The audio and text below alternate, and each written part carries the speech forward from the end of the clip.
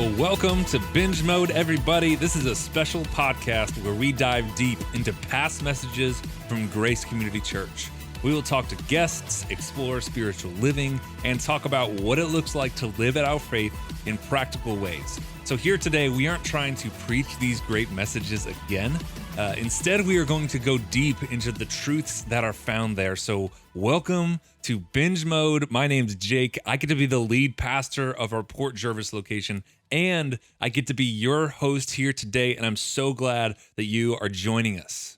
Hey, I'm Tyler. I'm the marketing director here at Grace, and every Thursday we've been playing messages from the past. We're calling it Throwback Thursday. It's just a way for us to go through some of this really incredible teaching from Pastor Jared and others and look back on some of these really powerful truths.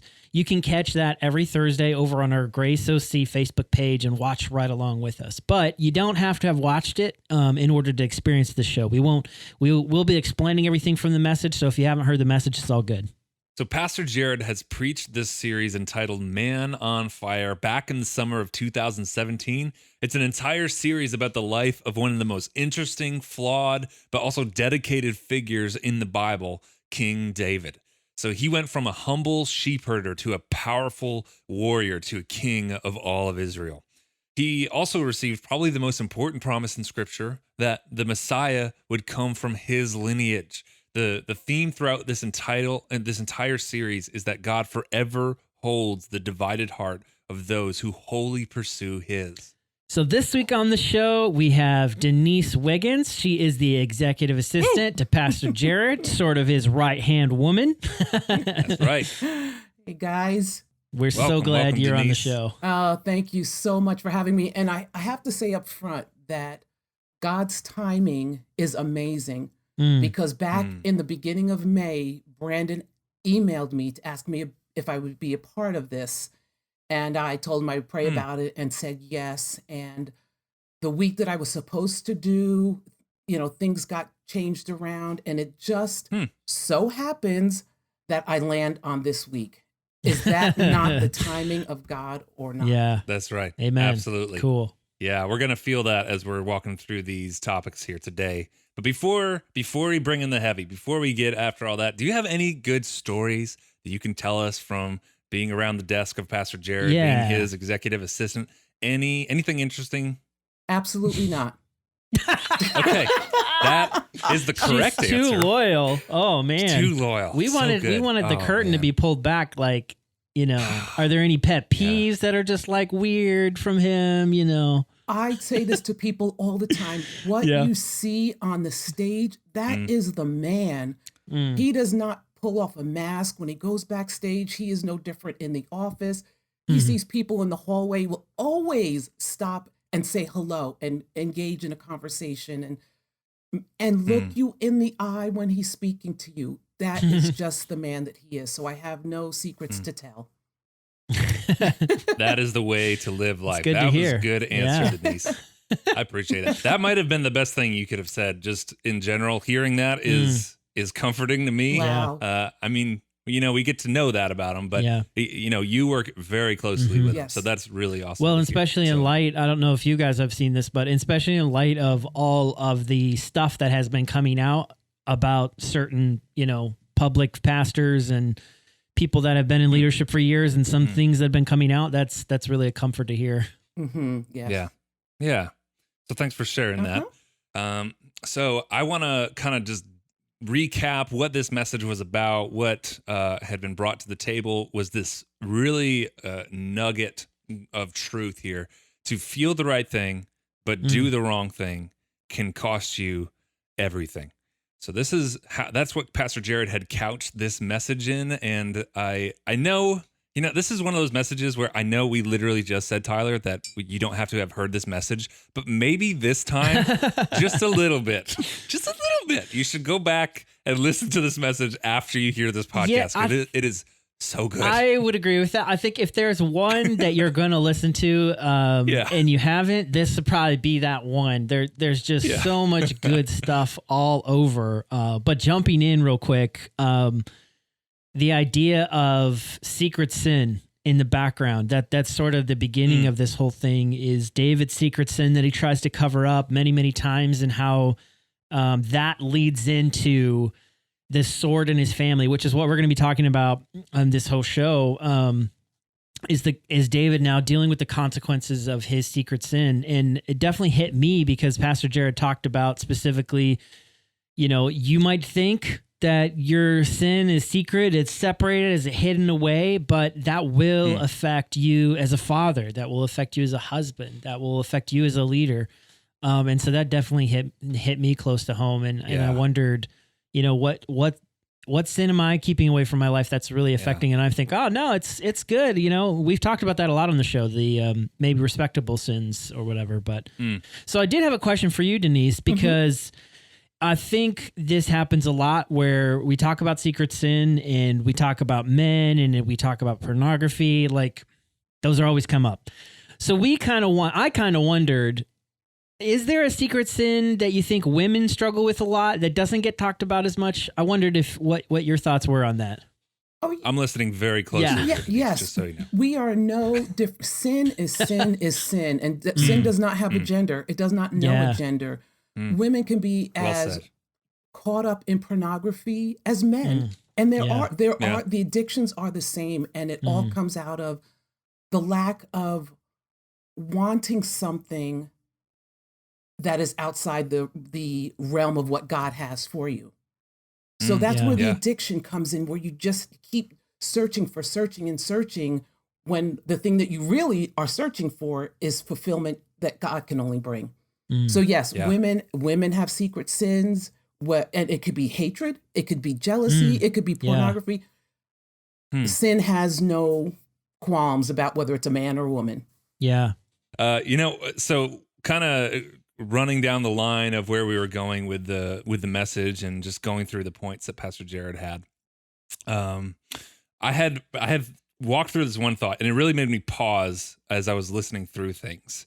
So there's this part where we're hearing how Absalom was brought back into the kingdom, was brought back into Jerusalem. And in 2 Samuel 14, it says that Absalom lived 2 years in Jerusalem without seeing the king's face, which is very telling. Absalom basically lived with his dad again after them being reunited, and in so many ways, there was a lot of division between them, a lot of enmity put between the two of them, and for 2 years, he's around his dad without getting to speak with him, and it got me thinking about this amazing how long we can go. It's amazing to me how long we can go as humans without doing the right thing, even if we are living with the person that we're supposed to be doing the right thing with.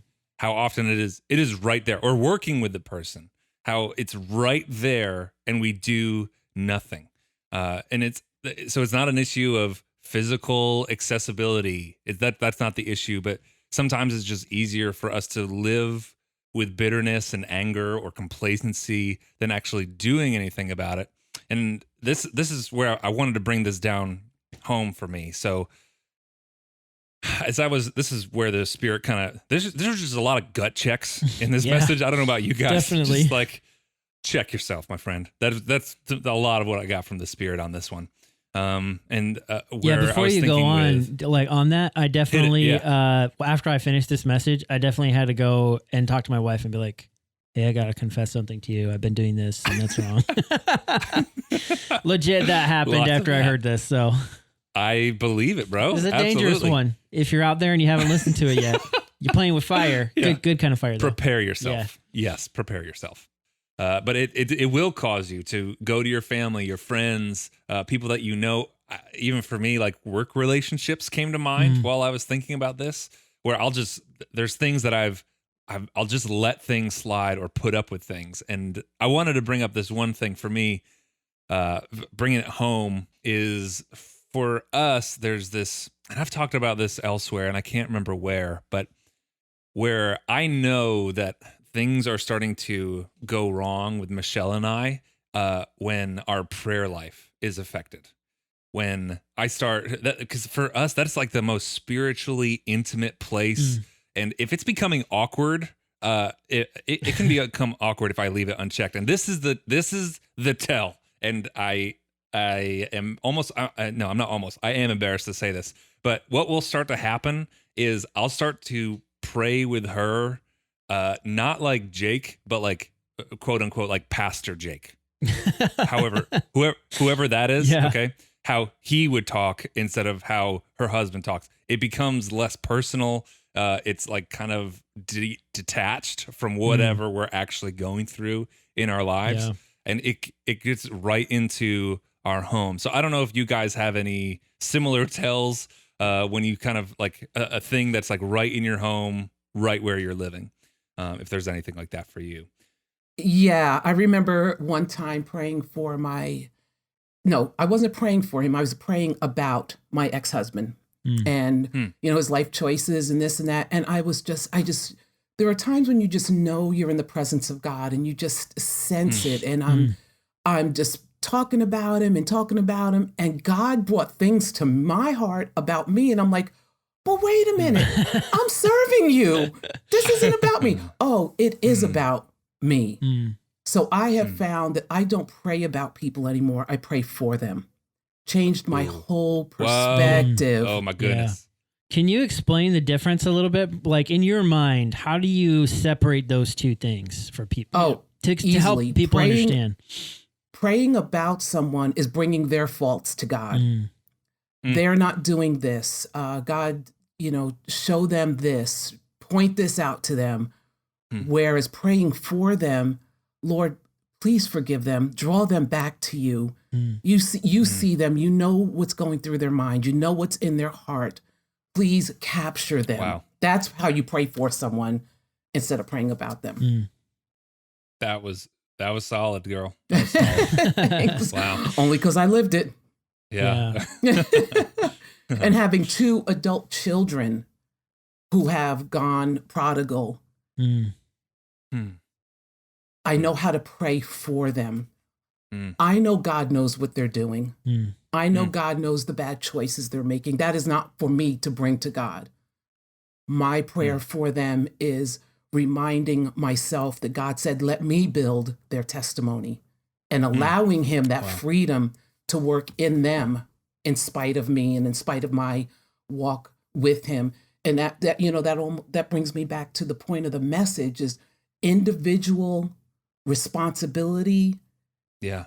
We will stand before God ourselves, and we will have no one to point the finger at. Yeah. I remember a pastor at the church I was going to in California, he said, when you point the finger, there are 3 pointing back at you. We have to accept our responsibility in every aspect of whatever's going on in our life. And we can't point the finger and try to blame someone else. Yeah. Wow. Definitely. I think that, just sharing that, I think that will be helpful for other parents and for friends too. As you were saying that, I'm like thinking of friends that come to mind that have gone astray, that I'm not even sure where they're at in life anymore. And just hearing that is some great, I don't even know how else. I got some work to do after this podcast. That's what I got to do. So that was thank you very much for that, Denise. Oh, my pleasure. Like Jared says, God dealt with me on it. I get to share it with you. You're welcome. Well, I'm sure also one of the things I was thinking of, I bet that changes the conversation when, I'm not sure the circumstances in your life, but if you do get to talk with them or when you do talk with them, it changes the way that you get to talk with them. It changes your disposition. It changes everything. You can continue to love them and hate what they're doing. Wow. God changes your heart when you're praying for someone. That always feels like almost like a trite saying, like hate the sin, love the sinner, right? But after thinking about that after you just set it up that way, it makes sense, and now I want some of that. Yeah. So if you're listening to this, I highly recommend you take some advice from Denise here. One thing I wanted to kind of move us along to is this was a common thread through this series, was talking about Pastor Jared said over and over about how when we hear that somebody's handsome or somebody's good looking, that they have that is going to go bad for them. And while we're here on this podcast, I wanted to take a moment and just say, Tyler, I'm praying for you. For this is going to probably be a rough go for you, you unfortunate handsome man. You are in my prayers. I'm not sure I'm the one that should be looking in that mirror, my friend. Thank you, I think. Thank you. Hey, we just a few episodes ago, we talked about how you're putting cream on your face so that your beard would grow in. So I'm just saying. Different conversation. Oh my goodness. No, I do feel like we should get into this though, because we've kind of been like hinting at it. Like we talked about it with Saul, how Saul was tall, handsome, rugged looking. That's my words. And then we talked about it with David, and now we're talking about with David's son. And in fact, like even to the point that it's his hair gets discussed more in scripture than anybody except for maybe like Samson. But eventually it's his hair that gets him hung up in a tree and eventually leads to his death. So I feel like we do need to kind of talk about this. And I wondered, Denise, like just getting your perspective on it. What do you think, I guess is how I was thinking. It's like beauty is a trap. And that's sort of how Pastor Jared talked about it. So I wondered if you'd talk for a little bit on why you think that beauty is a trap, where maybe does that kind of lead us astray, or handsomeness if you're a man. Yeah, I only see God speaking about men like that, like it's their trap. But I don't know. I don't know why that. There are certain things in the Bible that I'm like, why is that even there? Yeah, like at sure. the end of Jonah, I think it is. It talks about there were so many people and cows also. Really? So that's one of the things. Because I'm sure there were many people that were handsome and in leadership and didn't have a problem, self-destruct. But for some reason, God found it important to point that out. And I don't know why. I don't know why. I've actually thought about this a lot, especially more recently as social media has gotten bigger and bigger, and Instagram, if you're addicted to that, is definitely it's an entire social media network built around beauty, right? How good you look in a photo. And there are literally people who are famous because they know how to make themselves look really good in a photo, or they are, very good looking and they just take photos of themselves either way. And so I've spent some time thinking about this, and I guess I've thought, you know what it is that when we look good, because a man looks on the outward appearance, then it tends to maybe give us a inflated opinion of somebody just because they look good, if that makes sense. And so it almost, this is the way Pastor Jared said it, is that Absalom, he had no blemish from head to toe, but on the inside he was rotting. And that was like, ooh, I think that hits the nail on the head. Is there can be ugliness in our heart, for Absalom it was bitterness. For me, I think in the past it's been bitterness as well, where somebody has wronged me, and that's seething on the inside. But then what we do is we try to cover that up on the outside by making ourselves look good. And there's a lot of ways we can do that, not just making ourselves look beautiful, but that's one of the easy ways. Like, I'm put together. I've got, what I mean? I smell good. I've got the right clothes on. But it could also be, I say the right thing. I go to church all the time. I'm giving. So there's a lot of ways for us to kind of cover up the ugliness inside. But I think beauty is one of those ones. I've even found myself thinking more highly of people than I ought just because they're good looking. Do you know what I'm saying? I think that, I've said it on the show how I was engaged before. So getting a little personal for me.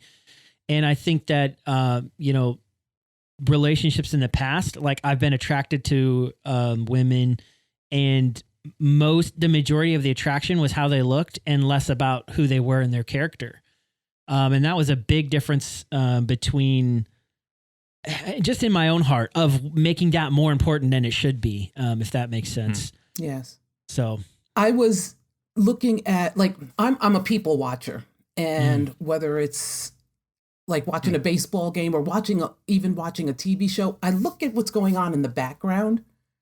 I don't usually watch the characters that are right up front, and I always wonder, what's going on in their life. But like if I'm out walking or out in a store or whatever, I'll see a couple, and they're not TV perfect or whatever, and I'm like, you know what? There's somebody for everybody. It really is not about the looks. And I remember when Saul was being sought out to be anointed as king, he was hiding. It says that he was hiding among the baggage. We all have the baggage. And they said when he stood up, he was head and shoulders above everyone, but yet he was still hiding behind his baggage. So the looks have nothing to do with what's on the inside. And I'm glad that you said that I guess we are naturally looking for someone that's good looking, but they're good looking in our eyes, or are they good looking to everybody? It's a personal thing. Yeah, for sure. Well, I did want to kind of moving along in the message here. I think the big thing that just kept jumping out to me over and over again is that David, in all these situations, and really like a lot of what led to the destruction of his life, was not the times when he did the wrong thing, although definitely had a lot of that, but the times when he did nothing. And I specifically... His passivity. Yeah, exactly. And I specifically see that in how he handles all this stuff with his family, where literally he has one son rape his daughter and he does nothing. Then he has another son murder that son because of it, and he does nothing. Then he has another son who's trying to overthrow his kingdom and kill him, and he does nothing. Yeah. In all of those situations. And it really hit me square in the face, because I thought about how many times, I feel God leading me to do something. And most of the time it's like confront somebody about something. And that's a hard thing to do. And so I'm kind of like, but do they really need me to tell them that? Do they really need me to confront them? And so I thought about James 4:7. This is a verse that I memorized when I was a kid. Whoever knows the right thing to do and fails to do it, for him it is sin. Doesn't let you off the hook. That's right. Which is kind of frustrating. I thought sin was just bad things that we do. But I think in the story of David, and especially thinking about that verse, it's not just bad things we do. Sometimes it's when we know the right thing to do and we do nothing. Yeah. Yeah, a lot of gut checks. Yes. And as you were talking through those three really big areas, those moments where David is passive, I was just thinking they really escalated. Yeah. They really escalated as time went on. And I've been trying to think since you were talking and said that, who said this, but something about, it goes something like small problems are big problems waiting to mature. So if you're passive when it's a small thing, it's just going to be a big problem later on. Yeah, definitely. Yeah. The other area I thought of is being a parent, and how, Denise, I don't know if you can relate to this because your kids are older now, but I definitely, as my kids are younger, there's all these like little things that they're doing, fighting with each other or just like little disobedience. And it's so easy to just ignore it and do nothing about it and not parent them in that moment, because I'm tired or I'm worn out or I've dealt with that issue 100 times. And I'm like, really? Again, Yes. And I thought of this. I don't know, Denise, if you had any thoughts on that. Definitely. You do get tired, but you also have to pick your battles. Kids, they are going to fight. That's the way they learn how to resolve things. We have to teach them resolving things. That's not the way to do it. Yes, those are teachable moments. Yeah. And you can guide them and step in when necessary. But to me, looking at David and having so many of these children by so many different women, it seems like he put the responsibility on someone else to raise them and guide them in that, instead of stepping in and being the parent he needs. So don't leave it all to one person. Definitely. To be the shaper and the discipliner and the guider. As a husband and a wife, you do that together. My kids were raised by me as a single parent, so I had to be, ruler and judge and disciplinarian. And it shows. Being a single parent is not easy because you can't catch that balance. It seems like you're always correcting, and that that gets old, and then you just give up at some point because you're tired. Yeah, and you don't see anything changing. As you guys are saying this, this is just what's coming to mind. This is probably why you guys are both such high capacity people, but high capacity leaders, because leadership really starts at home, and if you can do it well there, I imagine that it's not that it becomes a lot easier, but it's kind of like, okay, I understand this. Like Tyler, you were saying, I've said this 100 times. Yeah. I cannot remember who I was talking with recently about this, but in leadership, it feels like a lot of it is just saying the same thing over and over. Yeah. How many times does God have to tell us the same thing over and over Absolutely. and in love? Denise, you always got to bring the conviction. Come on. Stop making it personal. Can't I just keep this at a distance? We're talking about personal responsibility, right? Yeah. Yeah. Thank you. So the other thing that God brought to my mind when I was listening to this and thinking through doing nothing is actually the Church of Laodicea in the book of Revelation.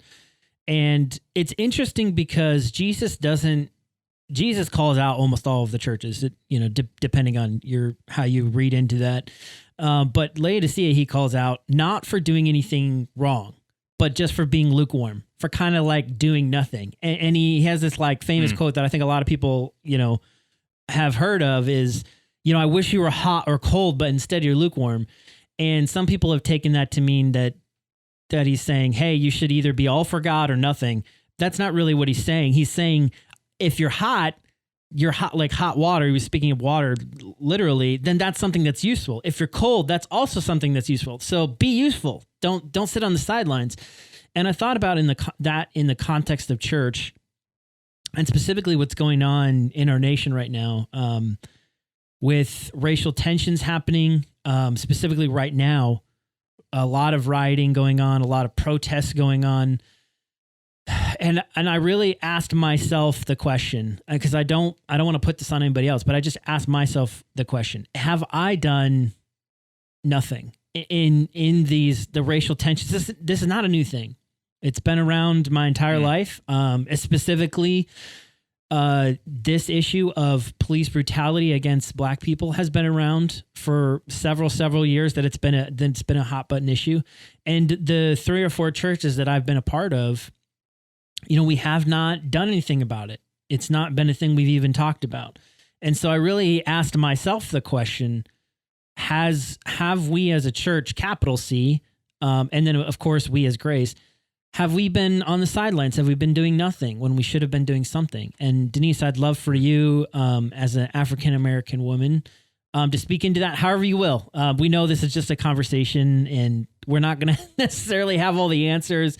And this is such a huge topic, just for those listening, we know there's so much more that needs to be said, but we wanted to at least address it a little bit. And Denise, I wanted to give you some time to just talk about it.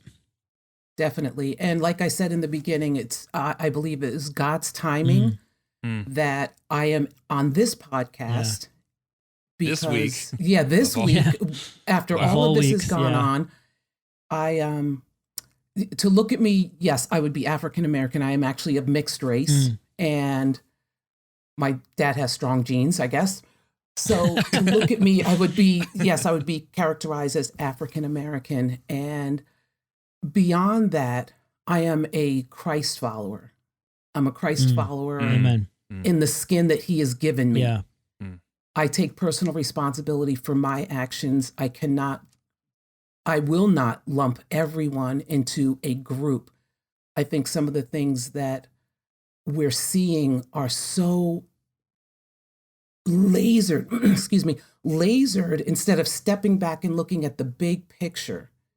And in this particular instance, yes, a white police officer put his knees on the neck of a Black man for 8 minutes, and the man died. That is horrendous. Stepping back and looking at that, my question would be, why is this man a police officer when he had 17 prior complaints against him with brutality, whether it was brutal against a Black man or a white man or whatever? That is where it all began. He should not have been even in the position to be in that situation. This man that lost his life and the man who took his life, their families are changed forever. Forever. Because of the action of that one man. And I come back again, the personal responsibility Yeah. lays on us. What am I doing as a Black woman, but what am I doing as a human being? Yeah. Wow. How am I going to address this as a human being? Am I going to get on social media and rant? What good does that do? But if I can love my neighbor as myself and see them as God sees them, then I am doing the right thing and I am doing something. Yeah. What if, and this is going to probably blow people's minds. Just know this, if that police officer repents and gives his life to Christ and dies, he will be in heaven. There are people in churches around the world who have not done that, who have not repented, have not given their life to Christ. And if they die, they will be forever separated. So it's not even about the here and now. It is about eternity. Wow. Everything that you were saying tooth to tail in this section here, you were just talking about it with such, not just sincerity, but it's very clear that you've been prayerful about this, which I think in my estimation, even for myself, especially at first, I was more emotionally driven than prayerfully driven. And it's clear to me that you've been prayerful about this and even very careful with the way you're talking about it. You have a lot of objectivity in it. You're looking at it not emotionally in that isolated moment, but even outside of that. And I think that part of where people end up going wrong is I guess one way to say it is they're not prayerful about it. But they're also, they don't seek that objectivity. They don't look for the eternal perspective. Right. It's like, look, yeah. And that's really where you ended up going with this. And that I don't think that would just blow people's minds. This is not a challenge and I'm not even saying do this, but what you just said about what if this man gave his life to Christ? What about his trajectory for eternity changes? Yes. That wouldn't just blow people's minds. That would break the internet. If somebody said that. I have not heard that thought yet. And I purposely do not. I have Facebook, Instagram, Twitter. I have probably posted to those things 10 times total in my life. I am so anti all of them. I find no satisfaction in it. I'm a peacemaker. If I put that out there, that would cause a firestorm of hatred coming at me. Yes. I can't handle that. Yeah. I'll be honest, I can't handle the hatred that's out there. If you were to put it on there, and me saying this is kind of taking the conversation a different direction with social media and everything, but I haven't either said anything, I believe, because it's not my platform. That's just not where I speak. I also have a hard time saying anything, and I've written things out and then it feels one-dimensional. And I end up going through the filters of, okay, well, what is this person, what the dimension of this person going to think, and this type of person? And really what I'm good at is actually just sitting and we're doing what we're doing here when we have a conversation and not just making some broad stroke statement that is like the be all end all. And what I have loved about this already, Denise, is that this is a conversation, that it is another perspective. Yes. And even to couch it that way changes the whole way that somebody could hear it. Yes. If they think that you're preaching at them, their disposition changes towards you. Yeah. So if it's a conversation, the way you're talking through it, that's helpful for me. And I feel like you've hit on something though really important in this discussion, which is, I think right now, what we all could agree on is that justice needs to be done.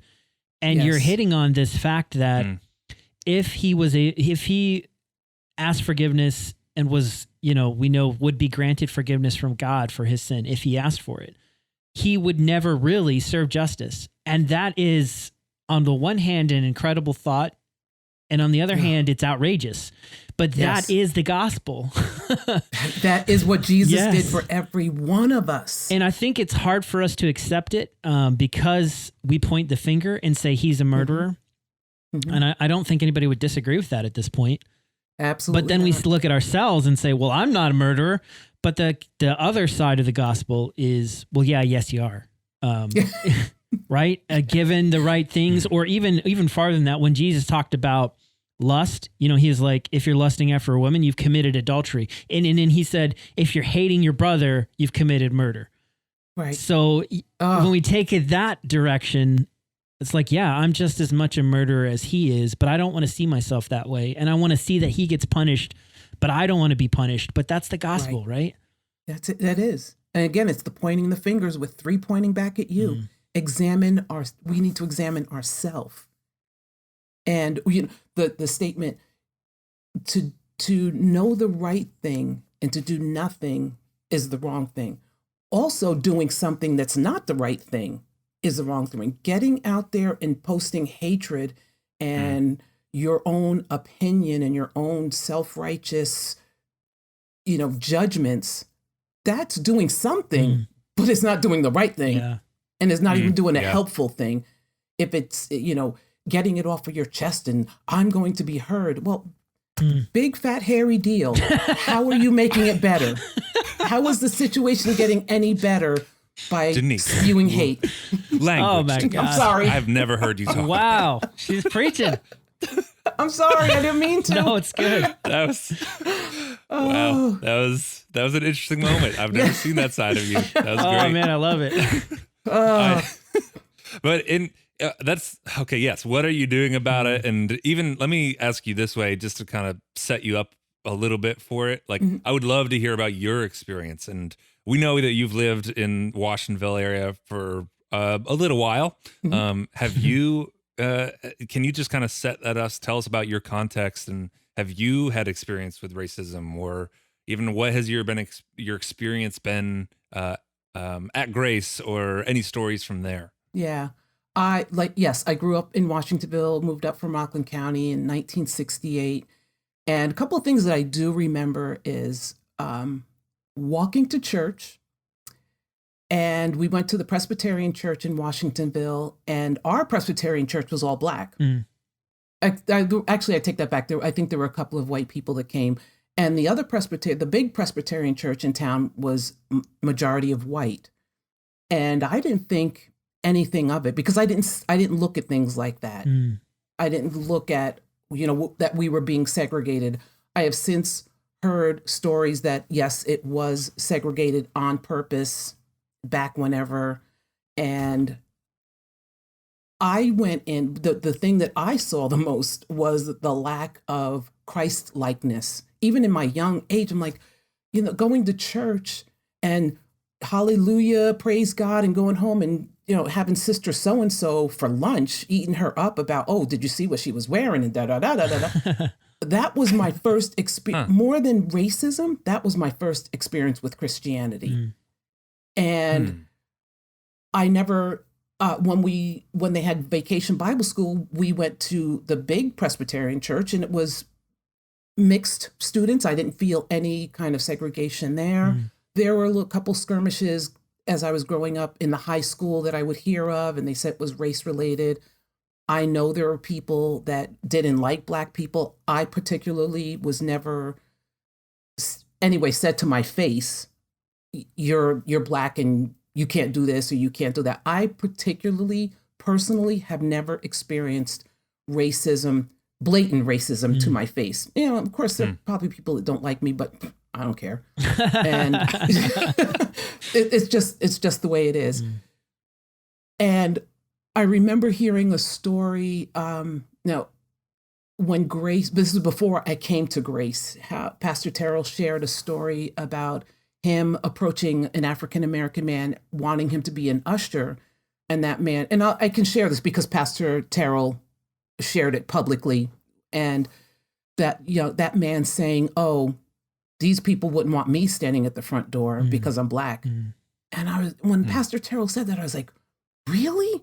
in Washingtonville, I was floored that people would think that, either that African American man thinking that, or him putting that on the white people that were coming into church, because I never experienced that. So I guess it was just my own naivete that, or my parents protected me from it. I'm not sure what it was, but I did not experience racism growing up, to me personally.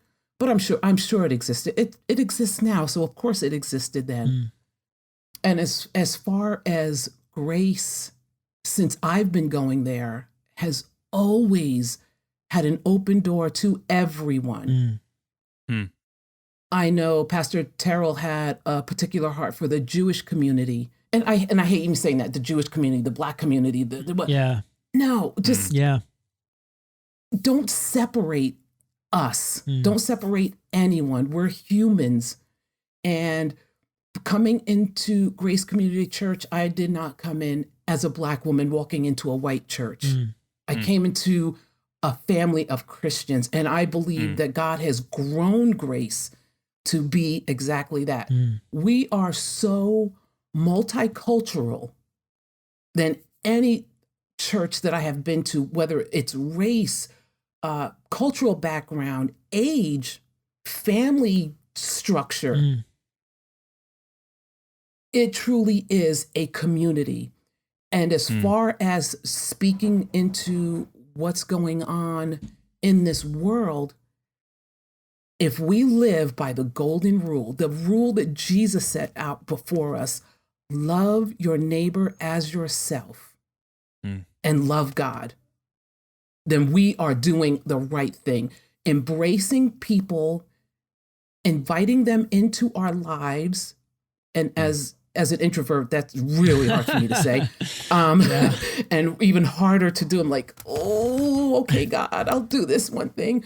And accepting our role as human beings, followers of Jesus, and bringing glory to God through the people that we encounter, no matter what they look like, no matter what their background is. That is the greatest effect we are going to have on the hatred that is out there right now. That's good. You know what I think about a lot when this discussion comes up, is, you know, even during Bible times, I don't want to get super deep on this, but there was the division between the Jews and the Gentiles. And that was the big racial division. And there was the division between the Jews and like a lot of different races. But you know what is so, I don't know how else to say this, but what always kind of makes me tear up when I read it is the marriage supper of the Lamb in Revelation. And the focus that God puts on that is every tribe, every nation, every tongue is represented at the marriage supper of the Lamb. I mean, I'm crying right now thinking about it, but, and that is God's purpose for the church, that it's not just one nation, one tribe, one tongue, that it's God will bring to himself of every single person, and he brings them in unity as the bride of Christ. That's just an incredible like picture of God and his love. Yes. And I would challenge, and I know people might tap into this that are not followers of Jesus. And I don't even want to use the word Christian because that is such a broad, you know, that word has been spread so thin. But if you are a follower of Jesus, your responsibility is to Christ. It is not to the Facebook people, the audience of Facebook or Instagram or whatever. Your responsibility and your obligation is to Christ alone, and that is to bring peace. He says that he didn't come to bring peace, but to bring the sword and the judgment. But he didn't call us to do that. We are to love. We are to live in peace. So those that are out there spewing the hate, check yourself. Check yourself. Wow. I am really grateful for you coming on here, Denise, and being so prayer-filled and careful too, and just loving with everything that you said. It was great. Thank you. Thank you so much. I'm really grateful for you, and definitely felt the Holy Spirit speaking through you today. So thank you. Praise be to him. Yeah, thank you for being honest and faithful here. It really does mean a lot. So thanks for joining us. For our listeners, thank you so much for joining us here too. We hope you're enjoying this, and we hope that something that we've discussed here today in some way can encourage you and move you closer to Jesus. There are a couple of really important things that we want to share with you here at the end of the show. So first is to let you know about Church Online. We are doing Church Online every weekend, and you can join us by going to live.graceoc.com. And the other thing that we want to share is that we do have a special Facebook group that we've created for our church family. Just go over to graceoc.com/FB, graceoc.com/FB. You can get encouragement there. Tell people about your prayer requests, what's going on in your life, experience community. I'm dropping questions in there all the time now to try to get people talking and experiencing stuff together. So it's just a great place. Anybody can join. Just go to graceoc.com/FB. That's right. Join us next week, and we'll be covering the final message of the Man on Fire series, Earth, Wind, and Fire. So thank you again for joining us this week. Thanks for listening to Binge Mode.